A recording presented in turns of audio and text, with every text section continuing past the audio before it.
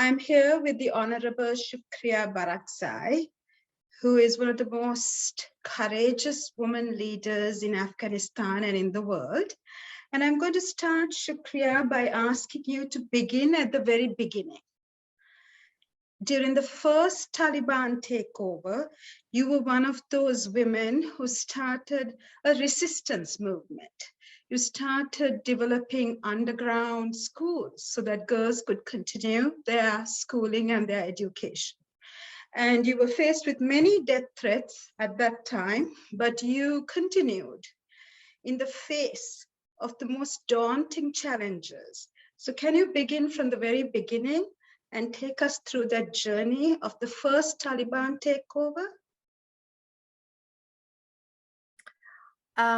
Still, I remember the day when the first Taliban take over the power. I was pregnant. And I was just, that was my last weeks of my pregnancy. It wasn't easy because I had no idea I will have access to the doctor, medication, nurse, or hospital or not. But still, I was been waiting for the baby because I lost my other two during the Civil War, and I really want to have that one. Really and sincerely, I had a great hope. And when the Taliban came and they took over power, the first thing they execute our former president, Dr. Najibullah.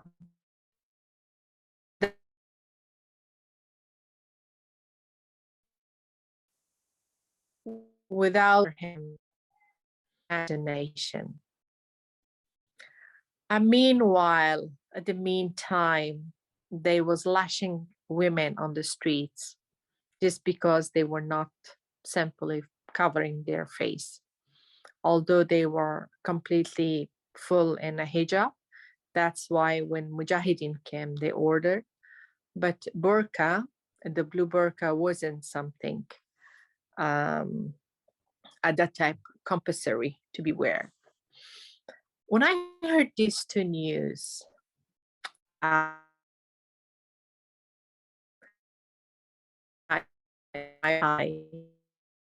just because I cannot tolerate it easily, these things. And that was a case of emergency. Well, finally, I delivered my baby before her time. That was like the first and the very immediate memory from the first weeks of Taliban in Kabul when they took over the power.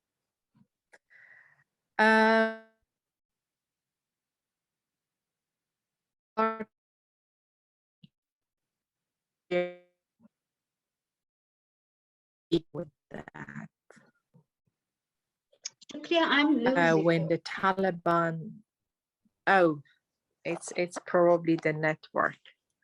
Yeah, but I am better. going this and is I am perfect. saying, okay, great. When the Taliban was just beating me and whopping me in the street because I was been visiting doctor without male company, which they called mahram. For someone that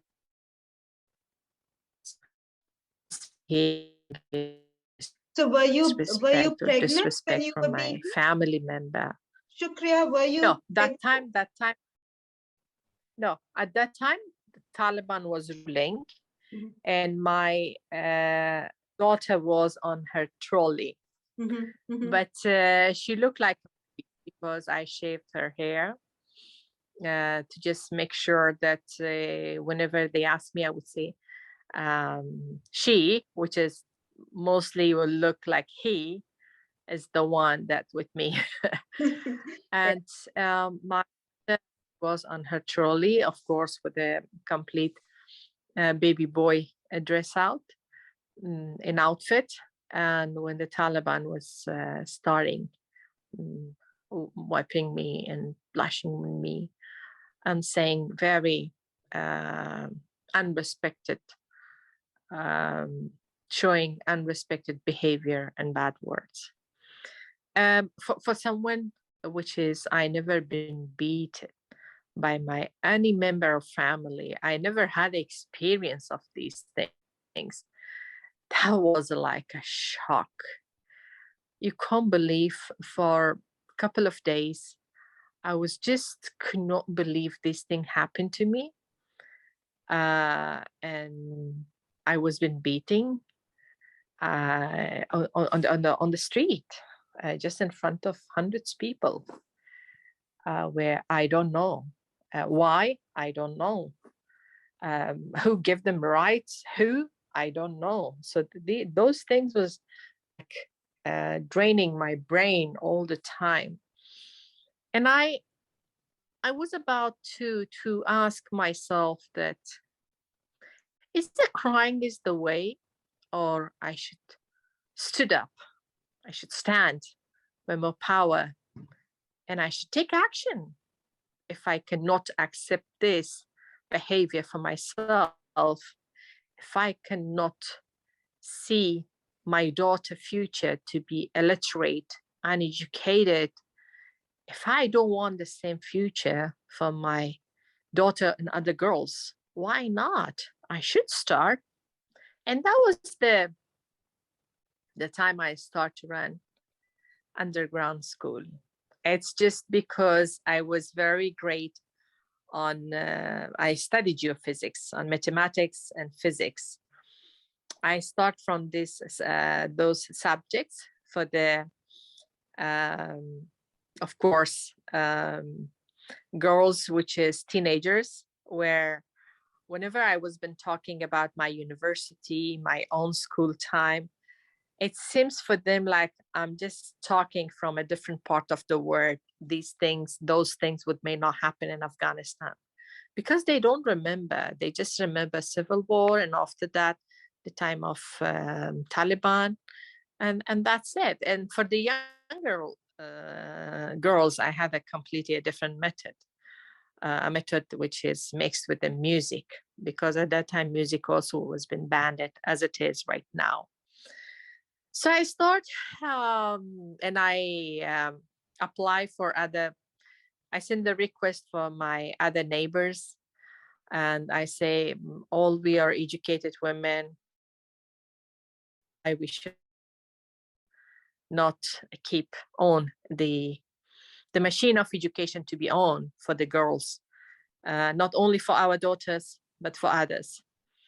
And Taliban several times they try to come, they check, they search the entire building. But since my great neighbors, they were really well cooperating with me, they never get the chance to arrest me.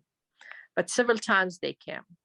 Meanwhile, I had a very good relation with the, at that time, there was not much international organization, but one international organization under the name of IOM, there was been, IAM was been working in Afghanistan, and the family of Campbell family. Mm-hmm. I was not, according to the rules of Taliban, to go to their house or visit with their husband, which is, he was a doctor. But with the Joyce and Alistair in Georgia, where was on the age of my daughter, I was being able to build a kind of communication with the world outside of Afghanistan. And that was the time where I was been helping for the Afghan women embroidery and handcraft to be in the international market.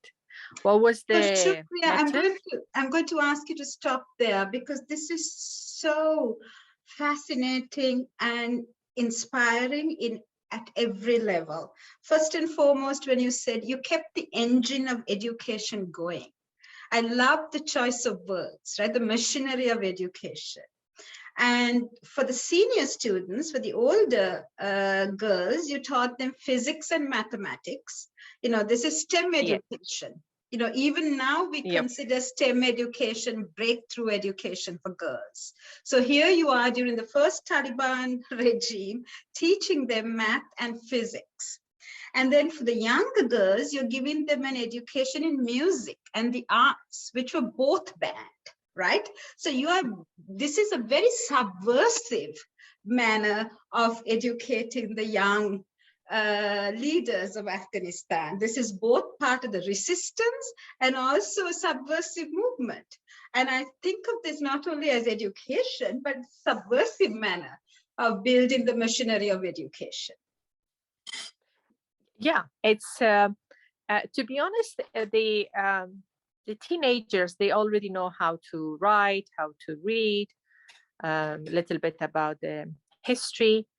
As we all know, the science, mathematics, and physics, those are the important subjects, always, around the globe, everywhere. And beside that, it's also not a very, I would say, girly or girlish subject, which is from my own experience, usually boys and men are really sticking themselves with the science, and especially with the mathematics and physics and stuff like that.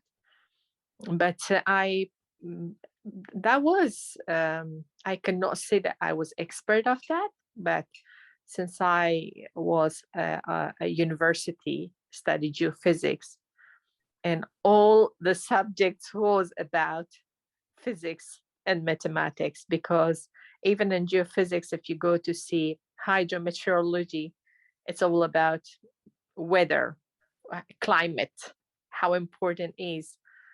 That's almost about 30 years back, and more than 30 years back, I was been studying in Afghanistan. So guess how modern was Afghanistan at that time. And when it comes to the music and art, everything needs to go to the level of the understanding music was and is important. If you see the basic things we like to teach the younger kids, from children from the very early age, it's just those rhymes, which is they usually twinkle twinkle little star, as they are singing, and they know the format of singing. They are expressing themselves. They are enjoying. It's something they can do it collectively with the group. It's something building up their confidence. It's something that they can sing for others. So those type of activities was needed at that time. I know it was been banned. Absolutely. It was a crime. That's why they were off to me. That's why they came several times, not only one, multiple times. But no one could believe, because this is me behind all this scenario. Shukria, what you've just told me gives context to the very bold and courageous statement you made to President Obama when you asked him, instead of sending us 30,000 troops, send us 30,000 scholars and engineers in their place. And now I see from where you come from that the importance of science, the scientific education, and the importance of scholarly endeavors and to nation building and to reconstruction, and how you saw that was really key to building Afghanistan and the women of Afghanistan. So now I see this context within which you spoke. Yeah. Still, I believe reducing the poverty, supporting the education, delivering a system based on justice could solve all the problem. not only in Afghanistan, in any third world countries or in any country, to be honest. So Shukriya, so then there was the fall of the first Taliban regime and the US invasion of Afghanistan and a democratic regime. And you were positioned now to lead Afghanistan as one of the first women who was charged with developing a new constitution for Afghanistan.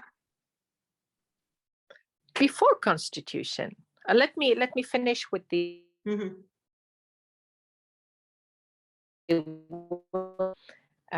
internationally finding market, and the method was like those ladies, which is they were making in they were having direct contact with like demand and supply, you know how it is in the market these days. It's just because I like the transparency and I like the connection between them, and they should get each other very well. So that was a little bit of work I made at that time, and I opened a window for the women's handicraft and anyway for them as well, to support them economically, because as the same crisis as we are witness today, it was exactly the same as we had at the time. With the new government, it wasn't easy for them to digest women at the beginning, and particularly a women such as me being independent, in her own ideas, talking very fearless, without fear, you know, and saying what is the truth, or somehow believing, representing the silent majority. First, I established the Ainizan, the Women's Mirror weekly publication, that was a great voice I gave with the women.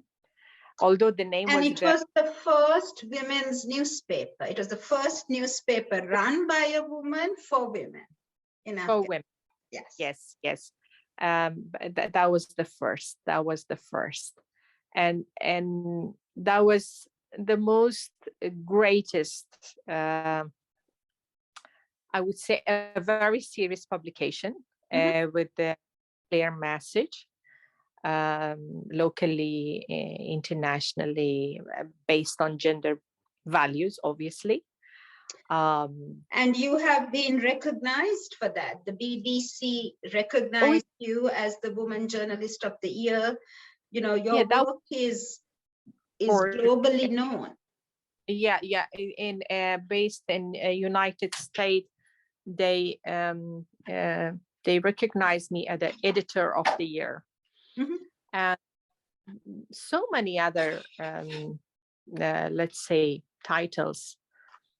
Got it, but that was before the Constitution. How I get engaged and involved in the Constitution, that was just the time which is I was been a chief editor, and those ideas made like, okay, she's member of civil society and she's outspoken, loud, so let them have to bring something great in the Constitution.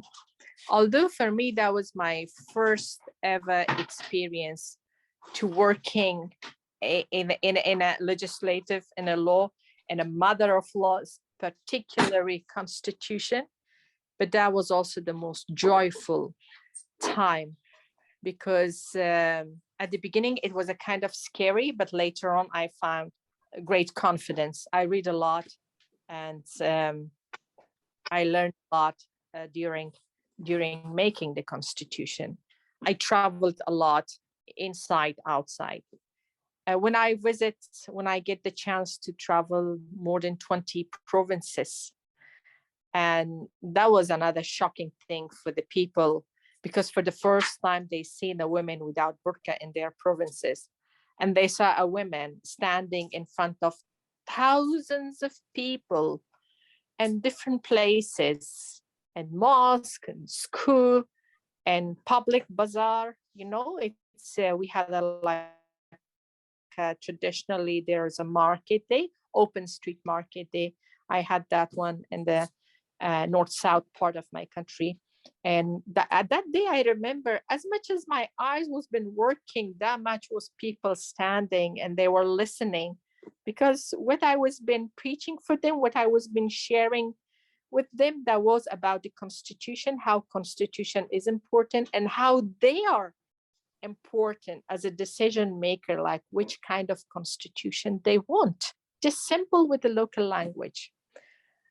My great struggle started when the draft of Constitution came. But tell because me about the public consultations. These public consultations are very important for you as well as for the community. So this was a real effort to engage the people in the Constitution. Yes. And I think you played a role as the bridge between the people and the Constitution makers. So tell me a little bit about how, when you had these public consultations in the community, in the different provinces, especially in the provinces outside of Kabul and Herat, what was the response? Well, it was to be honest, completely a different type of reaction. Was first, for them, it was very strange to see a young woman. Obviously, 18 years back, I was much younger, without covering all those tradition type that people are over there, but coming and talking with the same language as they are. And mostly the audience were men, because they would say it's impossible to have women.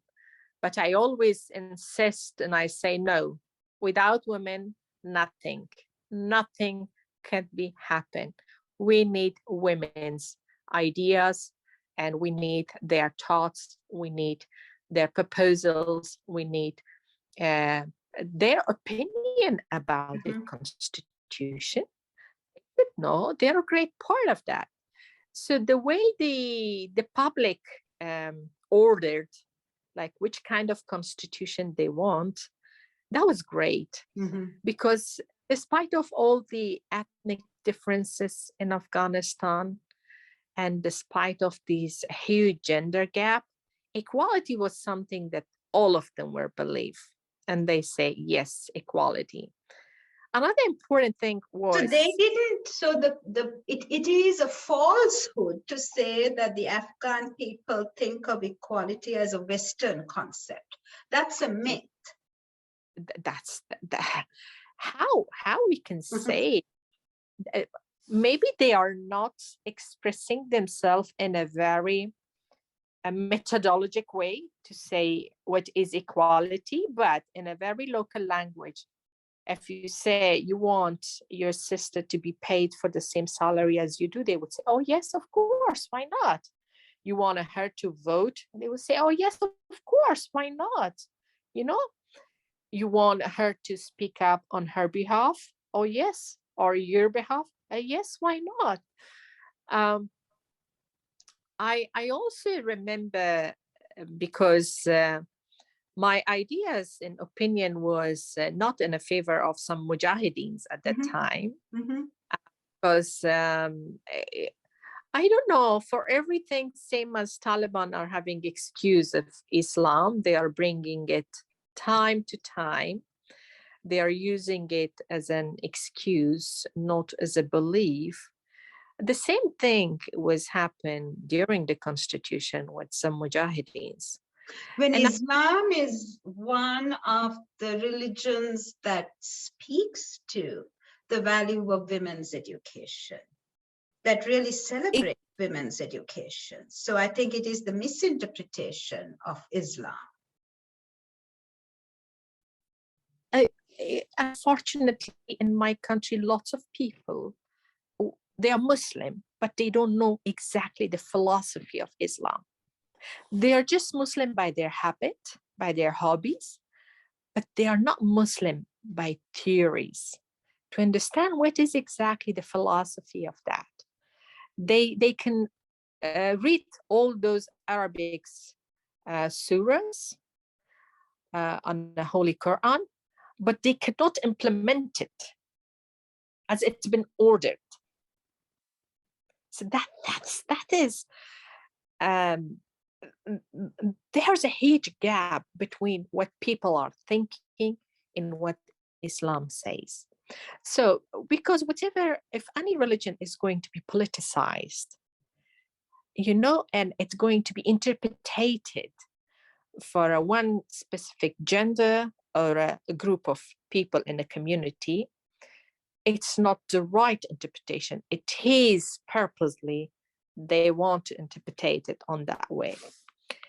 But let me tell you one thing. I was surprised when in a very interesting debate I had with one of ex prime minister with the name of Ahmadzai, that he was a prime minister during Mujahideen.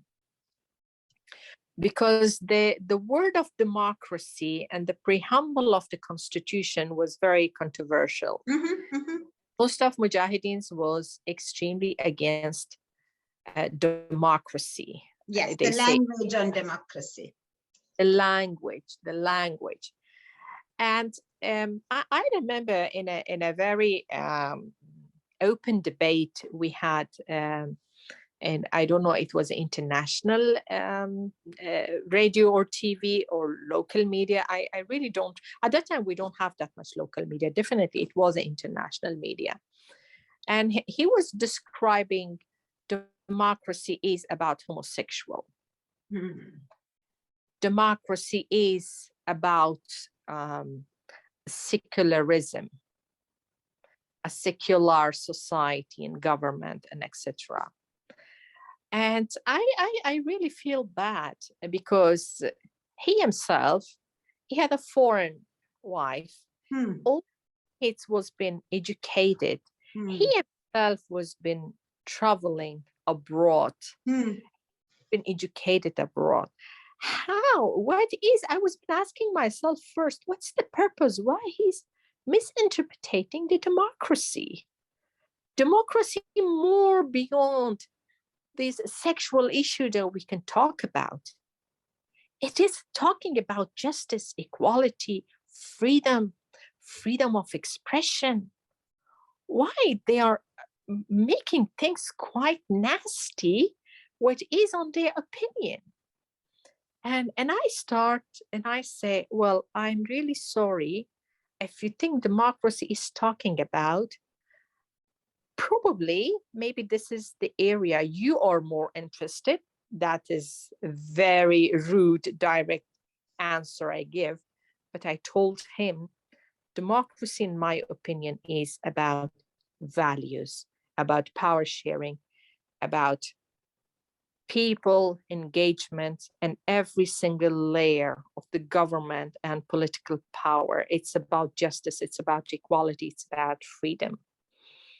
It is about a responsible government, an elected government. And those interpretation of me from democracy in his one was been a very, for so long people was been talking, like we remember your answer for ex Prime Minister So Ahmadzai.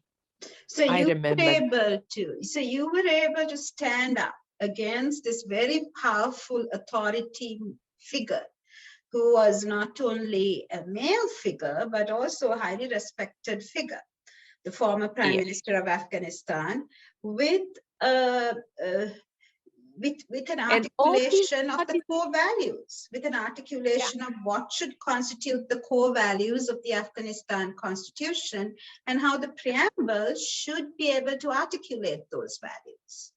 Of course. And I remember when there was a constitution, Loya Jirga, where the constitution should be ratified in the assembly. One of the jihadi leaders with the name of Abdul Rab Rasul Sayaf, he was been leading the second committee in the in that Jirga. And no one from the committee, with a 30-member, men and women, were not have the courage to go confront and face Sayyaf and to stand for those articles, which is, we spent 1 year about it, and all it comes what a public wants. And I say, I will go. And when I say I will go, everyone was like, because whenever I remember, whenever it was a difficult interview or a group of people, they always asking me to go and solve it. I remember in Herat province, before that Loya Jirga of constitution should be happen, the ex-governor of Herat, Amir Ismail Khan, he was a very powerful man at that time, he was not letting the people to come and join the Jirgas, because they say that there are articles in the constitution in that draft, which is they are pretty unhappy about it. I went to Herat and I talked. I didn't call Ismail Khan himself. I just went and I give idea to the people and I say, I want to see you there in Kabul back. It was more like ordering. When Ismail told me and say, oh, you are in our city, and I say, yes, I told you we may understand the great Afghan culture, that someone coming as a guest. He was a kind of busy, but he likes to meet me. I invite him and I say, okay, you can come, because he had like on top of the hill a beautiful house. And I say, in front of your hill, there's a small little restaurant with the name of Hazaru Yaksha, 1001 nights. Yeah, that has a history, and he was against that name even for that restaurant. I say, if you like to talk, let's come and talk there.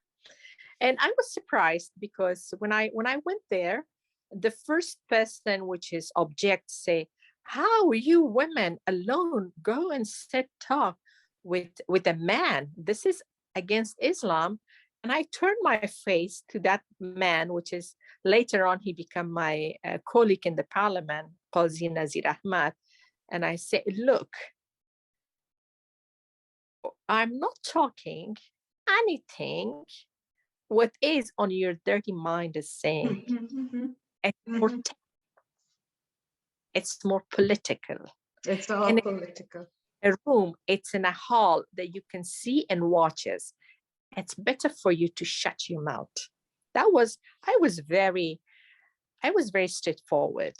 With some people, I try to use very harsh language, because I believe that was the language that make them or keep them quiet.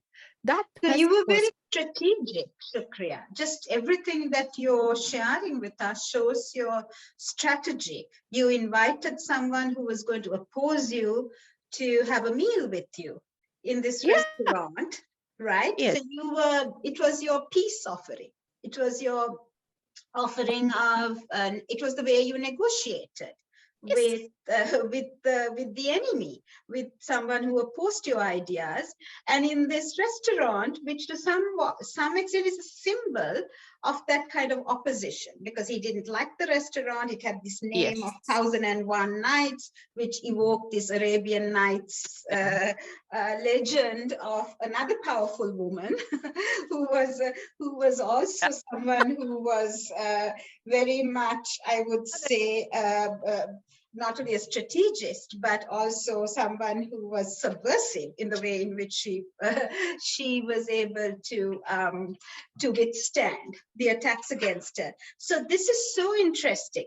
And so then, so you met with him, and then I also want you to speak of the ways in which you not only developed the preamble to the Constitution, but also the provisions on women's rights. The Afghanistan Constitution has very powerful language on women's rights, on violence, and on child marriage. I am coming. And when I start in asking, what's your problem with the draft of Constitution, which is we made a group of Afghans 1 year time is a long time. And he said that he was been very disappointed when he saw the fiqh, Shia authorities rights was been saved. It never happened in the history of Afghanistan that the recognition of another fiqh. And I say, I really feel sorry for you. First, everything is according to the law in Afghanistan, which is all the laws was been made it a combination of all those fiqhs. And the second, it's just for personal matter. If someone personal matter is going and applying court according to their own, you must be happy rather than sad. But I say, it's still your choice. I told you, and I put my offer on the table on you, and the rest, you know, if you like it or not, the constitution will ratify. It's better for you to announce your support publicly. And I say, tonight I'm waiting for the news. And that was my last sentence. And I say goodbye. And it happened. And the evening news, he was just say that he's supporting this draft of constitution. And that was like, yes, for me. It's a victory. Yes. It's a victory for you, and all the way in which you negotiated this. Bravo, Shukria. I am just so inspired listening to this story. And this is a story of constitution making. It is about the story of women at the table in constitution making and in negotiating power. Yes. It's very important to have the art of negotiation and to understand and using different methods.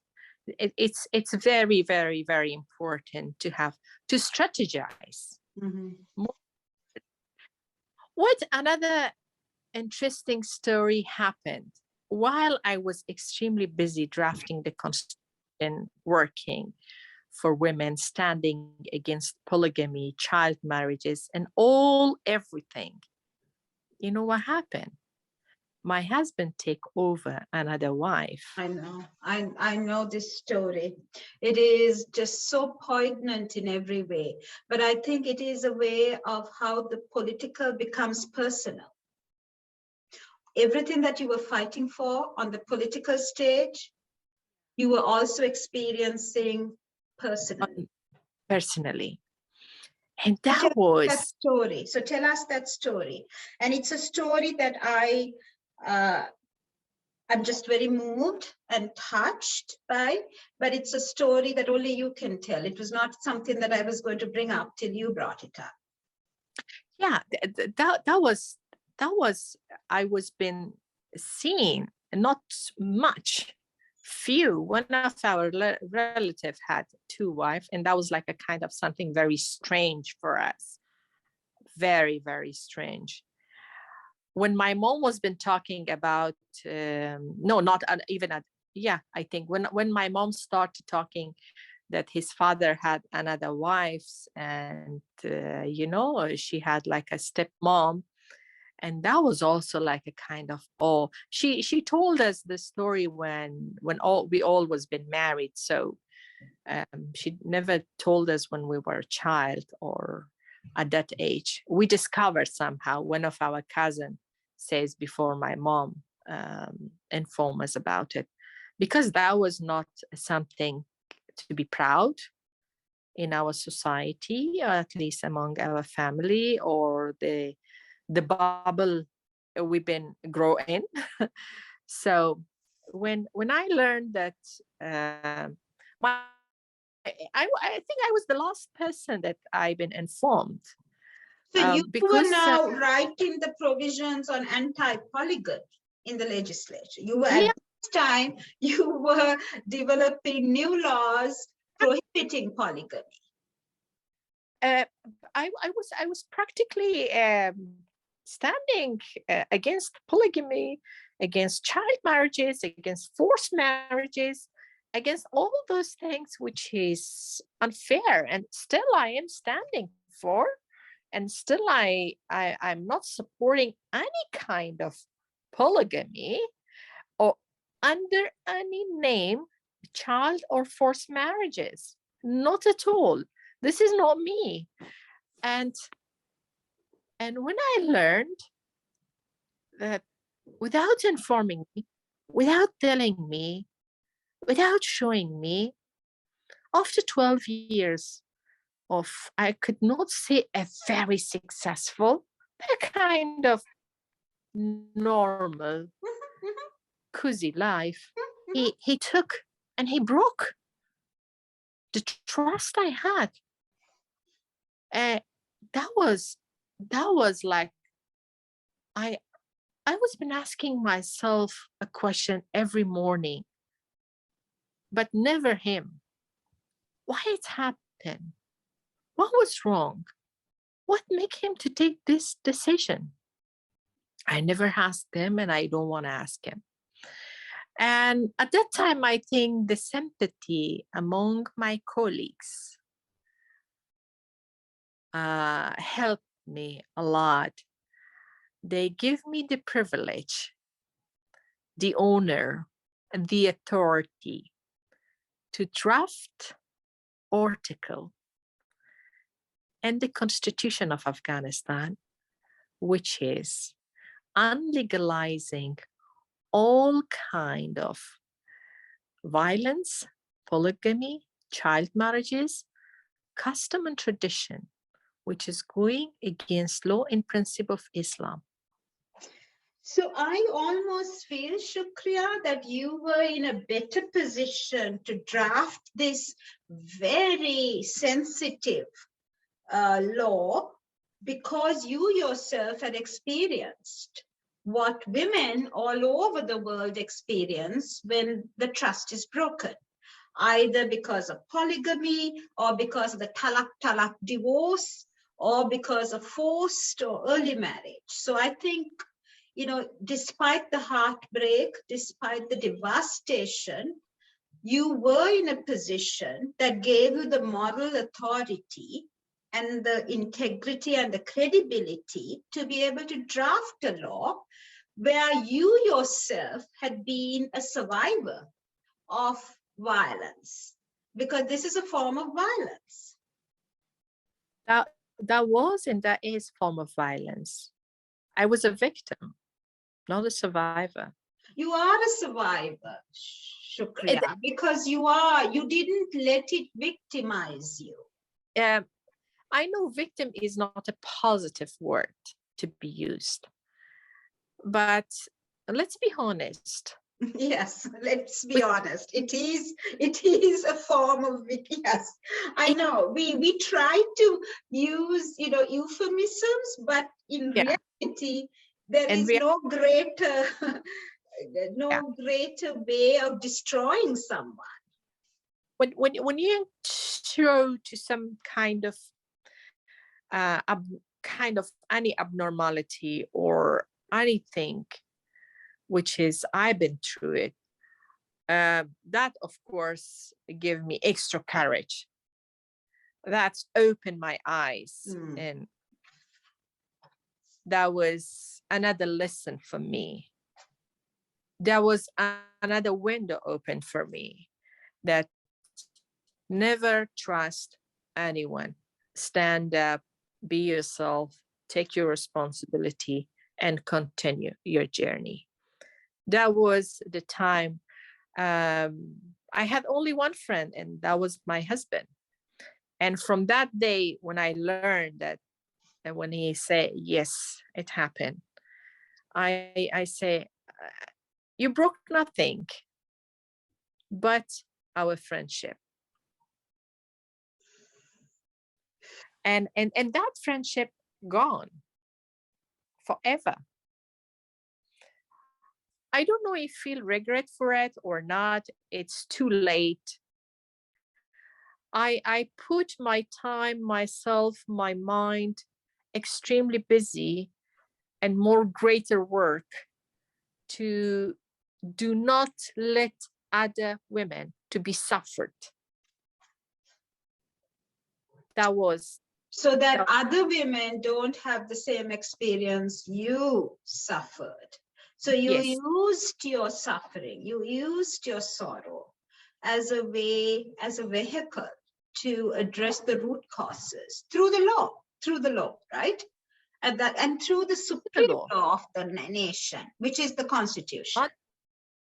And that was mother of the law, which Yeah, the is supreme law. Yes. one article can be a complete law. Mhm. The only thing which is not find a nice solution for it, it was divorce. Mhm. Because divorce are happening in a so irresponsible way. Mhm. And I try to formalize everything, like what and how we can give. For instance, for the election, having to although our general election is based on population, and then country was been divided with the provinces, and every province must have a 2 female representative, which is in some provinces even 2 seats cannot be given according to the population. But it was also a kind of formal or strategy that bringing women in a political life. At that time, I never had the experience of election or seeing women in parliament or etc. If I made constitution today, I would may add more element on that one. You know what? Yeah, one more important thing, because vocabulary and words are very important. The And language is important. And so can I take you back to when you drafted this provision on outlawing violence, child marriage, forced marriage, and polygamy? You would have met with a lot of resistance by the male members of the Loya Jirga. Yeah, of course. But what is at the end of that? Those are going against Islam. Take action, and those are illegal. So, and that was how I see. I was been asking for. If anyone, lots of people would say, how you can write something like that, and that means you are giving something to our custom tradition. It's impossible. It will never have the area to be implemented. And I say, if it has an area or not, this is the principle. Are you agree anything against Islam to be removed? No one can say no. Everybody would say yes by word, but by their mind, of course, no. Because they like to have few women. They like to have the way they like to. They want to sell their daughters. But when it comes to the principle, they cannot say no. My strong tool was laws in principle is a very general base. It's not according to general principle of Islam, which is more broader, rather than what people are thinking with their narrow mind, as the Taliban are explaining today. So that was like a great tool. And that was a great strategy, which is a lot of men was against. They say, we don't need it. Anyway, anything against Islam cannot be applied in this country. And I say, no, it is applying today. It is going on. How many of you give, we have something we call Mahr. Now you have to give a gift to your wife. And I say, how many of you and your mothers I got that? How much you give for your wife, or what was the gift? Or tell me about the we call it miras, going to be distributed among son and daughter, or mother. Those are the type of things which is it never get implemented in my country. Which is even right now, even I myself, I am struggling to get my Mahr. It's a beautiful building, and that is on my Mahr. Oh, so that was your mahar. And when you got, when your husband Yeah, yeah. divorced you, you lost your mahar. No, Mahr is not about divorce. Mahr is about to giving something when Someone, you, yes. yeah. But it's yours, right? You own it. Yeah, you own it. That's, if it's a money, it can be yours. If it's a gold, it can be yours. If it's a land, it can be yours. If it's a farm, if it's an animal, if it's a house, It's yours. it's yours. It's your property. For me, that was been given by my ex-father-in-law. In your in-laws gave it to you. Yes. So he because he was the owner of that property. I see. Yes. And that is for her.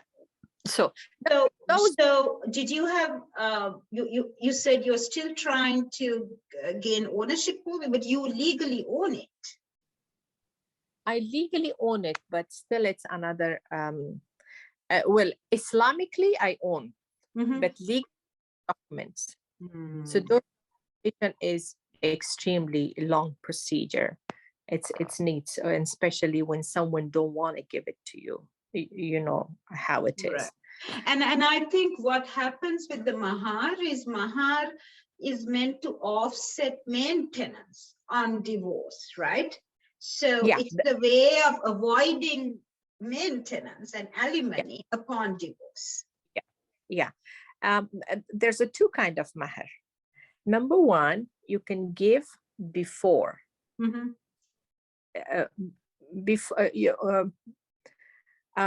know, nikah is making the sexual relation. So that is before during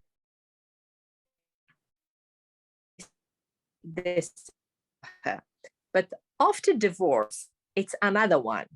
So when you're applying, it's another mahr, which is both parties can be agreed, like, okay, if divorce, these things will be giving to her.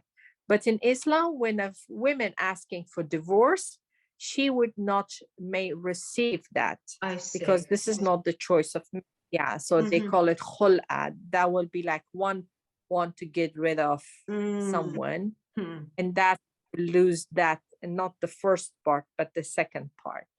So this is another. So I'll go back to the constitution. Another the language of constitution. When we say the president, and every say we didn't use the word of first lady or wife, because I say president can be a woman. So use art, you know.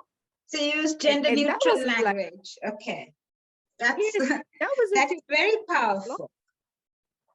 A lot of my male colleague was being extremely disagree how this country can be led Islamically. It has this and this, and I say, listen, do not block my way. Leave it open. If I win, I will win. If I lose, I will lose. Because at that time, most of my colleagues were just making constitution for individuals. They were great people, but some of them had like a kind of fish memory. They thought it's just and it's just for those authorities and officials that they are representing, all fractions. But that's not true. Constitution should be for everyone, and it should serve beyond those whom we know. And that is the book that we can be the beneficiary of that, no one else in our family, generation, people, country, and community and society. So that was another great and very valuable issue, which was been considered, and I was been raising all the time, because I had the privilege to read every day the draft of we made, and all the elements was asking for change, because my voice was very loud. I was the youngest member in that committee. You know, the younger person in the family. sometimes can be very noisy, sometimes can be very dear, sometimes can be very, you know, it's I use all, so, and Outspoken, right? yeah. So I was the young one, and I was the one to read every day, and all the changes I needs to be noted, taking a note and bring it back and fix it and correct it. And that's including the article which is there to me. So technically, what we saved in the Constitution, although some changes comes up to the Constitution in the Jirga, but those changes weren't changed the entire. Another controversial thing was been the Human Rights Declaration. Article 7. And all of the conventions and treaties All, that you were party to were articulated one by one in the provision on the human rights. Yeah, and we purposely we was been forcing that, but you know, warlords were been very afraid of transition justice or war crimes. Yes, and they were human rights issue. Still, whenever we are human rights issue, they are very offended. They are against. That was also one of the greatest challenges. One of the greatest challenges, and is your part of your legacy, Shukria. Of course. The Constitution, both the human rights provisions as well as the women's rights provisions, are your legacy, are your contributions to reformist Afghanistan in the last 20 years. Beyond. We hope that this is going to endure. Because I believe the human rights is not a material, which is, it stopped that time and it will get ended. Or the women's rights, which is that declaration is very clear about it. I get very emotional. I know, because it's remind me the struggle. It's remind me one person that fighting against everyone around the table, raising their voice, the youngest one, the most unexperienced one, but the very loud one, the very loud voice, the very voice, the voice which is. But what we have to understand, Shukria, is your courage, because the battles that you were fighting by having a seat at the table was also infinitely dangerous to you, Shukria, that you were facing death threats. So this was not an academic exercise, Shukria. This was a very real danger to your life and your family. And I remember once when we present the draft to, at that time, head of transition government, and their security council. Most of the people was representing jihadist fractions, so they knew which part is on their favor and which part weren't.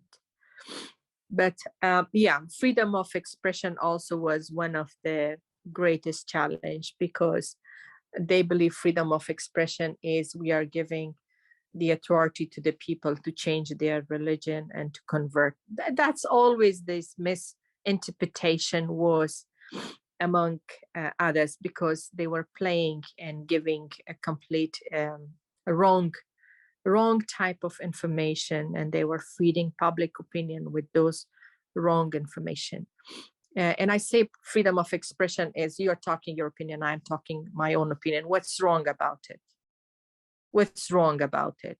And I give them some example that during Prophet Muhammad, when people were having any kind of argue, they will raise their voice. He never stopped. If he can listen, why not us? I use those. And I remember once the Fatima Gailani was described to Khalili, second voice president, the structure of committee. He said that our committee has been divided in a 3 part. Number 1 part, which is they are sitting on the top of the table. They are very mature, very professional, very technical, and they are the one that with a great experience, and they are leading the committee. And the middle of the table, there are people that they are extremely quiet. They are saying nothing. Most of them even don't have any idea, but they are just sitting there, and they're in the middle. They're in between. And the end of the table, are the most loudest voices, and mostly is the younger one, and she is the one. And you know what an honor. What an honor, Shukria. Yeah, that's an honor. Mr. Shahram, he never called my name. He always asked me, "Uquqizan, uquq bashar," human rights, women's rights. Okay. Human rights and women's rights. This is how they were been repeating. And and at that time, when Fatma Gailani says that, Khalili say, "I wish you could have one of the silent rather than that, rather than Shukria." But Shukria, to be the mouthpiece of women, to be the representative of women, to be the voice of all of the women who were voiceless, is such not only an honor, but it's a privilege, and it makes you more humble. It was and it is a privilege, but you cannot believe when you're fighting, when you're standing, when you're raising, and everyone else is against you, but logically they cannot bring anything in front of you. But they just want to destroy you. They just want to destroy. For instance, I also remember one of my colleagues, he lives in London. One day, because they are putting different elements. One day, whenever I was been speaking, everybody was just keeping quiet, and they are trying to listening to me. And he tried to say something, bring an issue. Nobody pay attention. And you know what he said?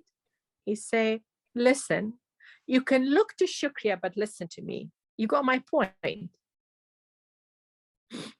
He asked everybody around the table, because whenever I was been speaking and talking, my colleagues was getting like they're paying attention what I'm saying, what I'm talking about. But when that man, he was sitting next to me, when he was raising an issue, nobody pay attention. So he feel himself that because he's not good. So you won the respect of this council, Shukria.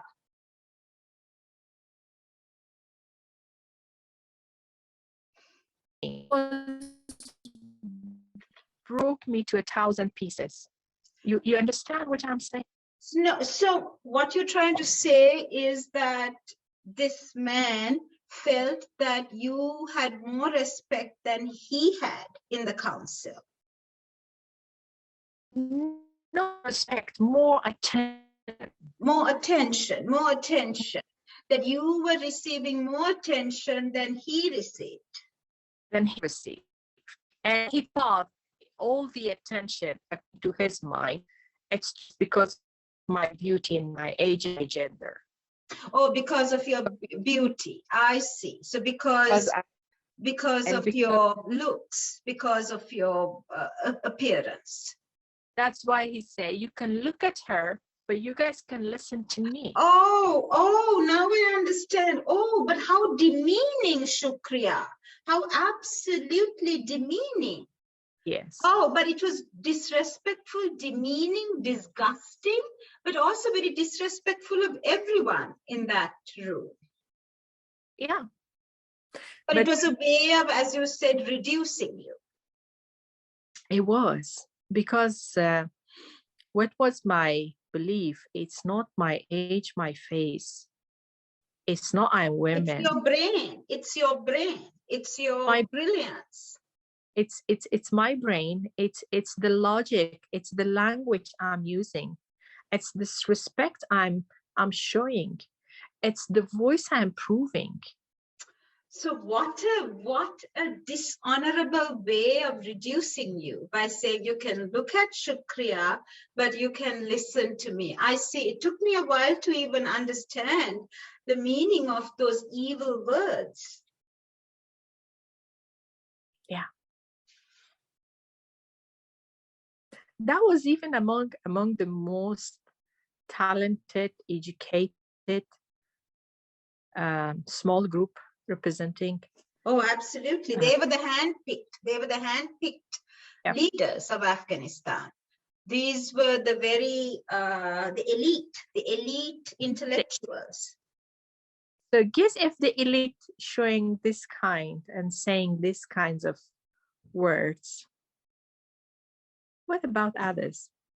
That's why the journey I start, people was label me from head to toes. Lots of love, lots of respect, lots of care, but meanwhile, lots of hate. No, so what I feel is that you've earned the respect of the world. You've earned the respect and honor and admiration of all women around the world by the global women's movement, because it's not only for Afghanistan that you speak for all women who have experienced indignities, experienced inequalities, experienced violence, experienced subordination. So your voice is the voice of all women, and you earn the respect of generations to come. But I think that respect is hard won. And by fighting the fight, you have also, which is to be expected. Those who oppose you are going to feel threatened by you. Yeah. But that's not a nice way to show. He could say something else. When Absolutely. No, there is no excuse. There is no excuse. It is about the misogyny that we speak about. It is the misogyny. It is the patriarchy. It is how with one word you can subordinate a woman.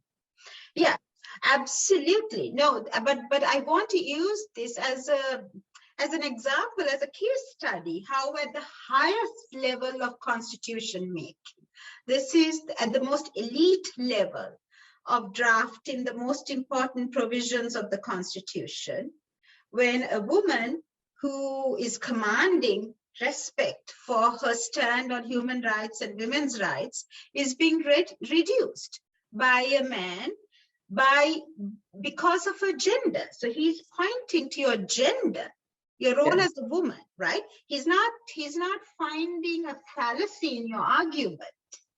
He's not finding a flaw in your argument. He is using your gender as a weapon. Yeah. So this is such a poignant and powerful example of how women have historically been reduced, even when they have a place at the table. Oh yeah, yeah. Even when you have a place. So having a place at the table is not enough. It's not enough at all. It's not enough at all. Which is what the story really, really dramatizes. So this is such important, and that is why I want the next generation to never forget the women of Afghanistan and what they fought for and what they stand for and the battles.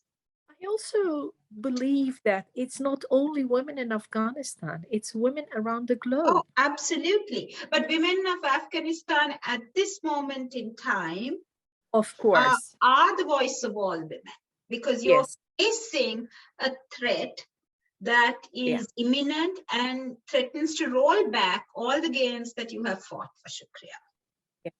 Yeah. Right?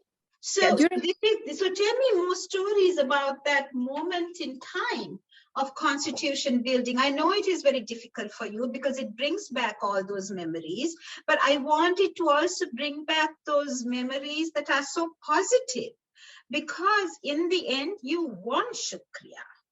Oh, yeah. Yeah. No doubt. No doubt. I think there's a lot of positive things, lots of great articles, lots of wonderful, and to be honest, I would say the most unique constitution in that region.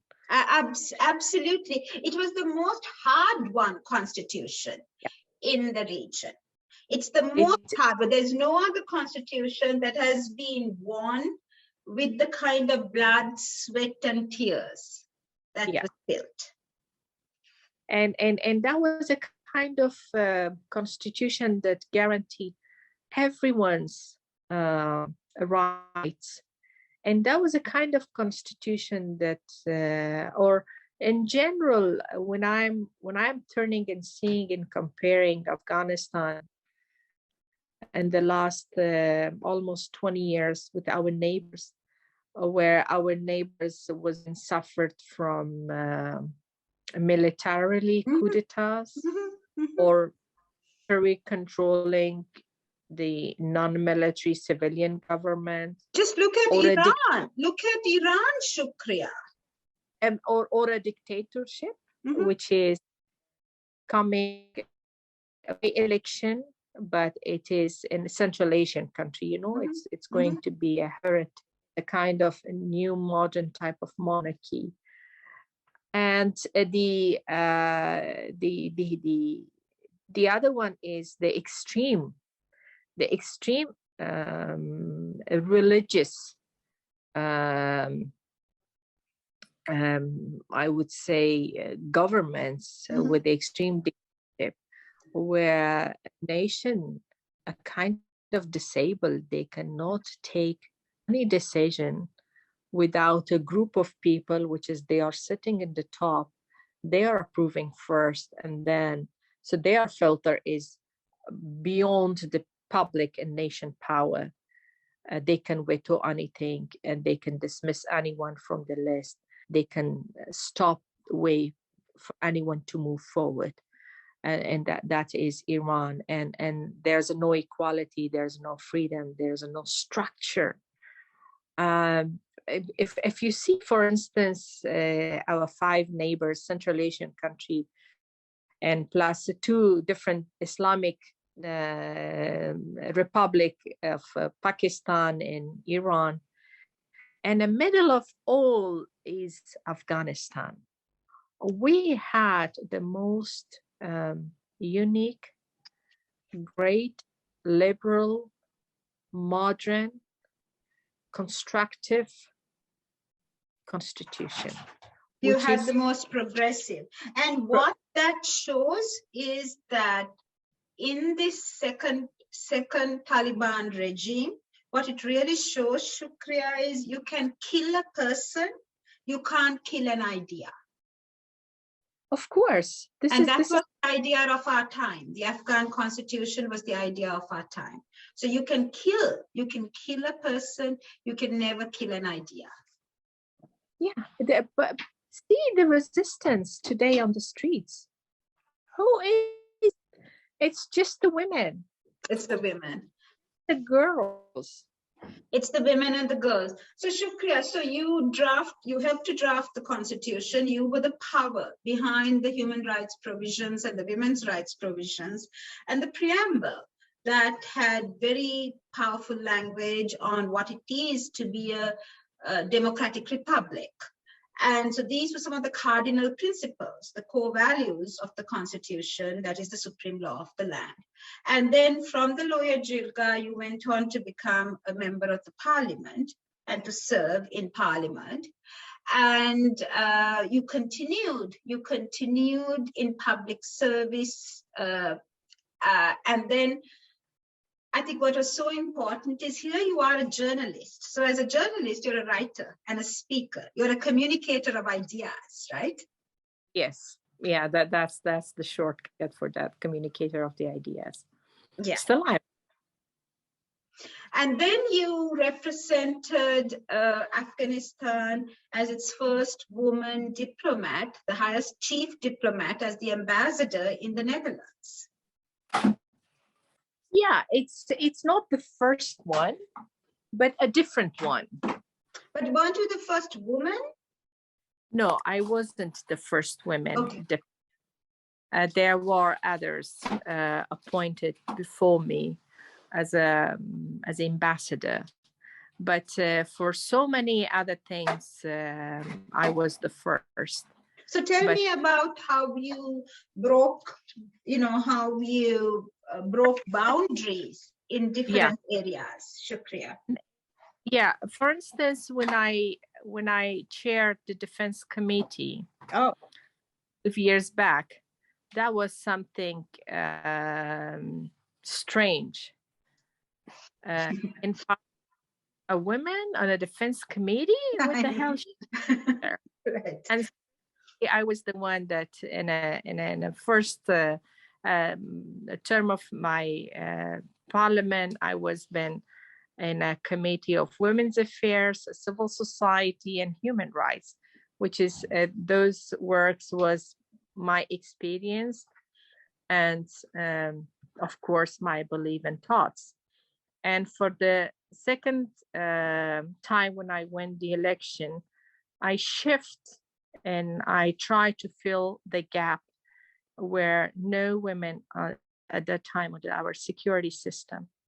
So I start as a woman talking about security, visiting the military bases, training centers, and talking directly with the soldiers, with the ministers, with the coalition forces commanders and generals. And that wasn't something quite a normal for women in Afghanistan. That wasn't something which is they think women made for those sorts of.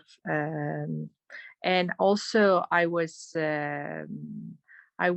also been in the Interparliamentary Union. I was win a seat from Asia Pacific. Okay, you represented the Asian Pacific women. Yeah. I represent the Asia Pacific in the Committee of International Security and Peace, and that was also a kind of privilege that. I'm also a member of Halifax Security Forum. Mm-hmm, mm-hmm.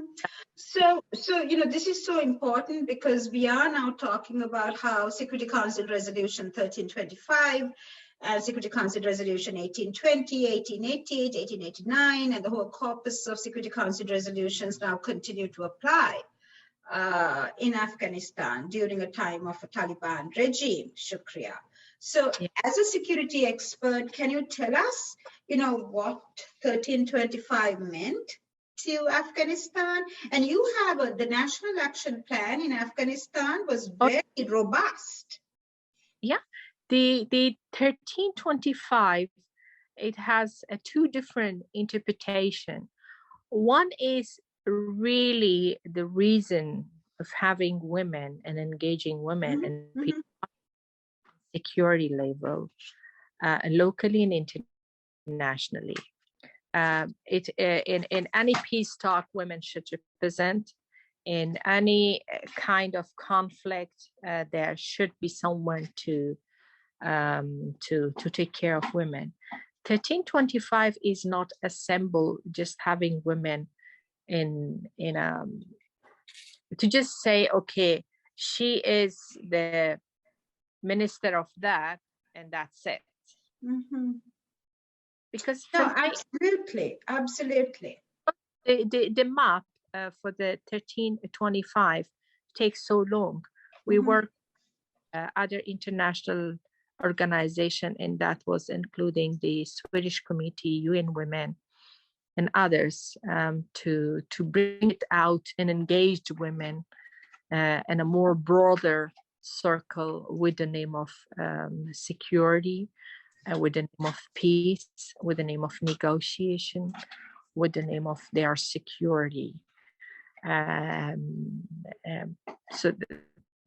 that wasn't, which is the roadmap was also indicate the government to add more women, not the way proposed in the Afghanistan security force, including the peace negotiation, including to the other layers of the government, because what was my favorite part, to having like a complete number of women, not like one or two or three without experience, but from my understanding, women were enough capable to occupy lots of seats. And after that, why? Let me tell you, there was a lack of a role model for women to security sector.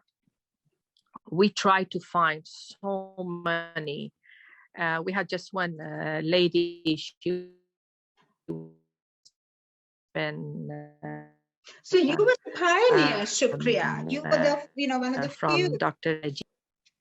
Yeah. We at that time, when I'm talking 12 years back, almost there was no women in the security. So 12 years ago, women in security in any part of the world was extraordinary. That in any part of the world, a woman in security was a pioneer.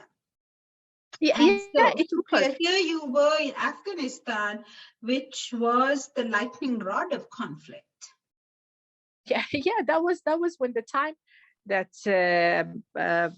when it's maybe not good for me to say, but this is how the people and the articles and the media was been talking, that I'm very suitable person for the Ministry of Defense. Yes. Or entail.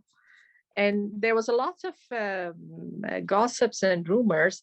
Even it was been the minister was feeling very threatening for me, because whenever I was asking for reforms, whenever I was asking him for correct information, because the collapse we are witness today, that was, I was been saying at that time, that the wrong information, the wrong kind of.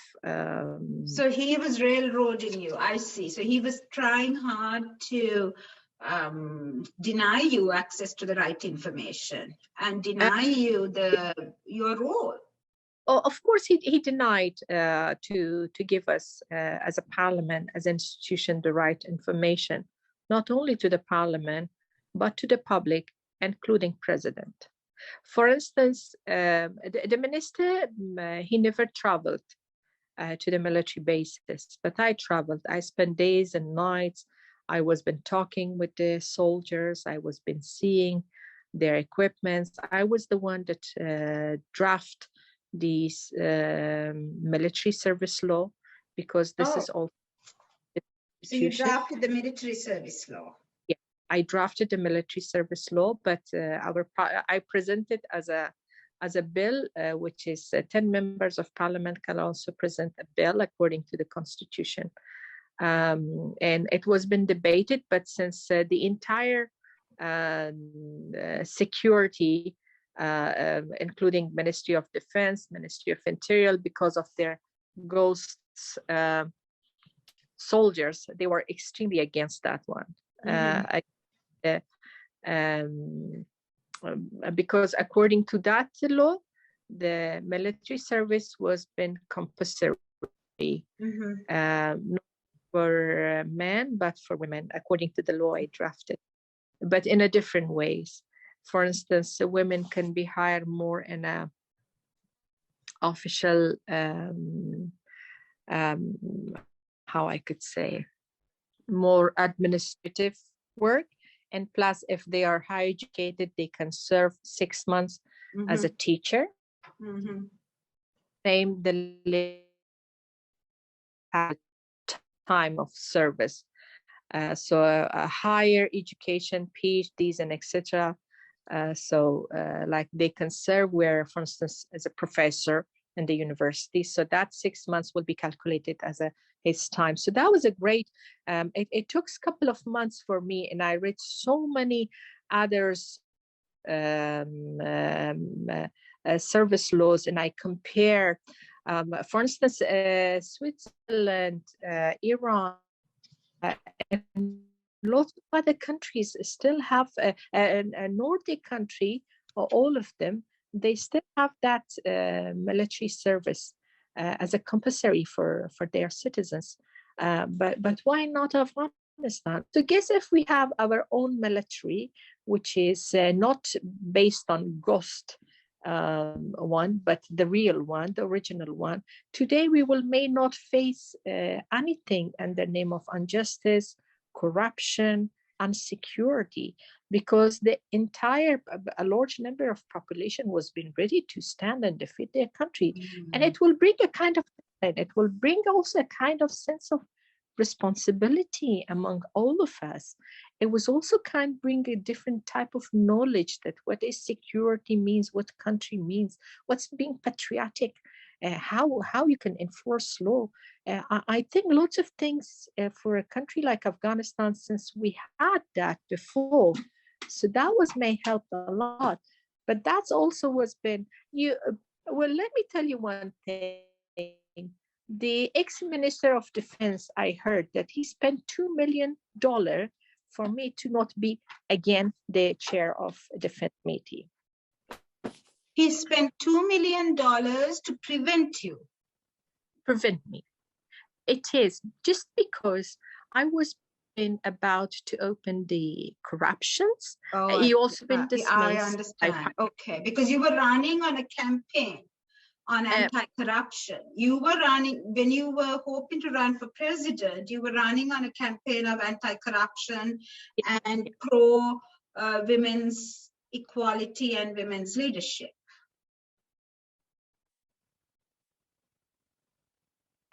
I realized, I think NATO and other coalition forces, they because I sent a draft what was our opinion about the reform in Afghan security system, what is the idea needs to be, and how we can start the reform from where up to where. I had a great generals as my advisors, so those generals was helped me a lot because they were a professional. They were the one they studied during the King time, during the Republic time, and during the Soviet and etc. So they had a clear ideas about what exactly. It's like Afghanistan was like an ill body, and those people were like a medical doctor to write down the prescription. So what is the immediate medicines to be taken? I like that metaphor of, the diagnosis of the illness and then the prescription, writing the medicine that is needed to cure the illness. Yeah. I love that metaphor, and that is the role that you played. Yeah. So can we continue? I think it's been. So to me, this is so fascinating, Shukria. And I think this is a good time for us to now pause, because you're now at a point where you've served in Afghanistan, and now you're serving Afghanistan as a diplomat. The next stage is when you leave for the Netherlands to serve Afghanistan on the global stage, on the diplomatic stage. So I think that would be an interesting point. So when we next connect tomorrow, you will share with us your stories of representing Afghanistan on the global stage, as well as the postscript to Afghanistan? Where are we now today? And Yep. what is the future of Afghanistan? Super. Wonderful. So Shukriya, this was really transformative for me, inspiring. And I know that your story is going to launch 1,000 stories. Women who come after you, both in Afghanistan, in the United States, and around the world, are going to feel inspired to lead because of women like you, Shukriya. Thank you. Thank you, Shukriya. So I'll see you again tomorrow. Take care. Bye-bye. Bye-bye.